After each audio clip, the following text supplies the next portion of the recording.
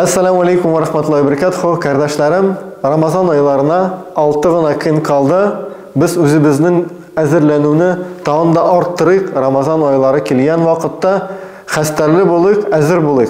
Bugün inşallah bir hadis okuyuz. Şu hadiste Peygamberimiz Muhammed sallallahu aleyhi ve sellem iskitkiş matur ettirip bizge Ramazan ayının faziletlerin, uraza tutunun faziletlerin aşıp birdi. Eğer de biz bunu okuyuz, işitemiz, hiç şeksiz bizim imanlarımız arttır, hiç şeksiz bizim uraza tutarga tileklerimiz arttır, hem hiç şeksiz bizim urazanın sıfatı da artaşak. Uzun hadisten bir ölüşün gına okuyuz, aytken Peygamberimiz Muhammed sallallahu aleyhi ve sellem La khulufil fami fsaimi atyabu indallahi min rihil misk. Şınlıkta uraza tuta turan kişinin ağzından kile turan is Allah subhanahu ve teala karşında misktan, adikalandan, huşboylardan tağın da huşuraktır. Gerçi biz sizin bilen bilemiz.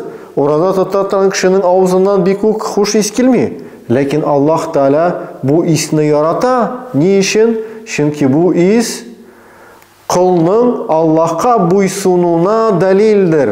Allah Teala aytdı, aşama, hem kulu biz aşamayız, hem şunu Allah Teala elbette yarattı.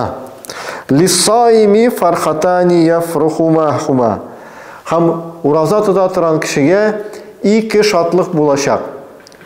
Şu iki şatlık bilen bu kişi şatlana, yani uraza tuta turan kişi şatlana. İza iftara fariha. Eğer de iftar etse, ağız açsa şatlana. Elbette şatlana. Elbette bizim tenimiz şatlana. Elbette biz uraza tutkandan sonra kiş başka vakitte bir kuk aşamayı tırgan eybirlerini aşasak da bizim tenimiz şunun bilen şatlana, rizq bilen şatlana. Ve iza laqiya rabbahu, hem özünün Rabbısın kurgen vakitte, özünün Rabbisi bilen kuruşken vakitte, yani ahirette, kıyamet gününde Allah da karşına baskan vakitte fariha bi savmihi.